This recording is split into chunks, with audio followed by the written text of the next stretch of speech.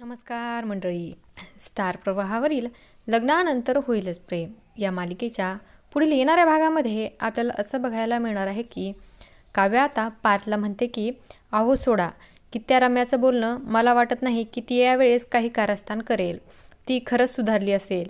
त्याचवेळी तिथे जीवा आणि नंदिनीसुद्धा येतात आणि जीवा म्हणतो की नाही, काव्या रम्याला असं हलक्यात घेणं आपल्यासाठी योग्य नाही आहे, कारण आम्ही तिला लहानपणापासून बघत आलो आहे. ती सहजासहजी दादाला विसरणार नाही. तर इकडे वसुंधरा आता रम्याला म्हणते की अगं तुला काय झाले, तू त्यांना असं दाखवतेस की तू सुधारलीस, पण त्यांचा तुझ्यावर कधीच विश्वास बसणार नाही. रम्या म्हणते की मला चांगलंच माहिती आहे त्यांचा माझ्यावर विश्वास बसणार नाही आणि आतासुद्धा ते माझ्याबद्दल बोलत असतील.